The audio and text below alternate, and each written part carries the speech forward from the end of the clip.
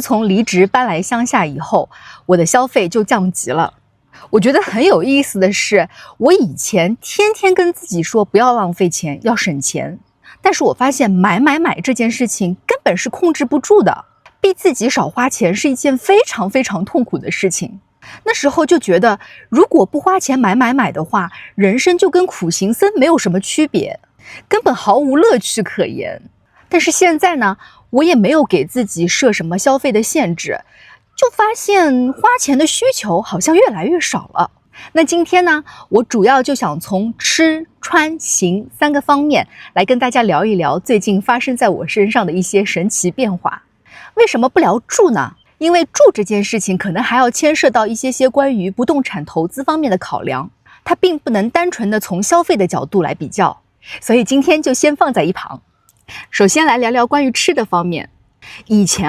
我家里面最干净的就是厨房，我从来都不做饭，因为我的工作实在是太忙了，根本就没有时间做饭。就即便是回到了家里，我可能也是时时刻刻都开着电脑在做事情，或者拿着手机回消息发邮件，所以基本上不是去便利店买回来吃，就是出去餐厅吃，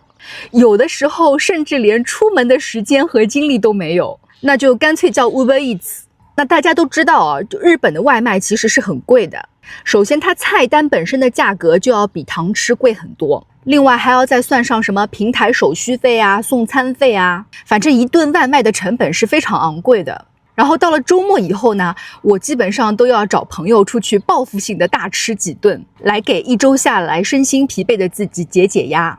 对，还有一项隐形消费就是咖啡。就以前在办公室的话呢，我的会议基本上都是从早到晚排满的，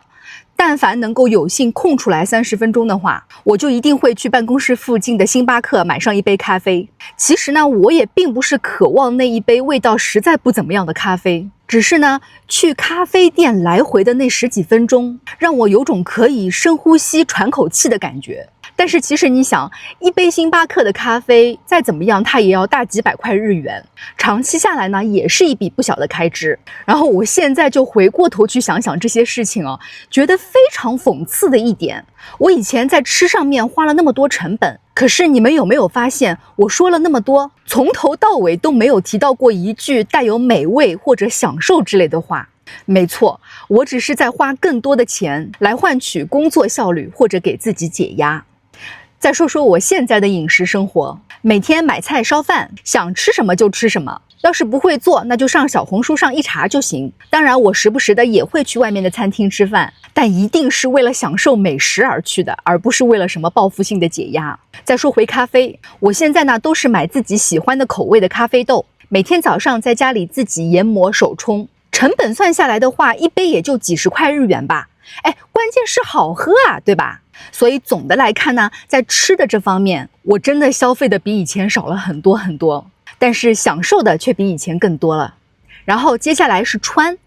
我以前真的是非常喜欢买衣服、包包、鞋子，家里的衣服就多到连一个房间都塞不下的夸张程度。我每年都会整理出来许多送人或者卖掉。好多衣服呢，在我处理的时候就发现新到连标签都还没有剪掉。我并不是需要那些衣服，我甚至都不是为了秀给别人看，而是在试穿那些衣服的时候，看到镜子里面那个焕然一新的自己，让我感觉非常好。这个时候呢，再买单拥有它，就让我感觉更好了。有的时候呢，会因为衣服稍微有点贵，我也会犹豫一下，但我随即就会跟自己说，我这么努力辛苦的赚钱是为了什么呢？不就是为了让自己能够过得更好吗？那买下它就是能够让我感觉很好很开心啊，于是每次都心安理得的买单拿走。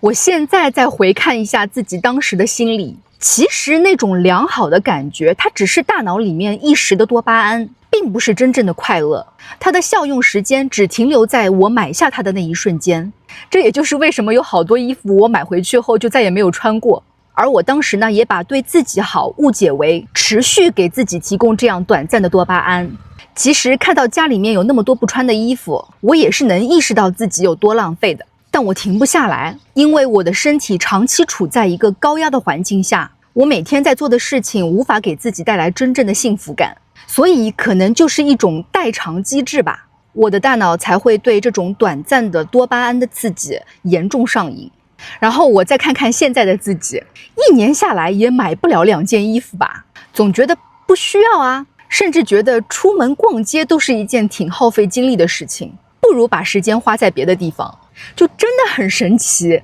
过去那10几年想停都停不下来的买，就这么毫无征兆的自然戒断了。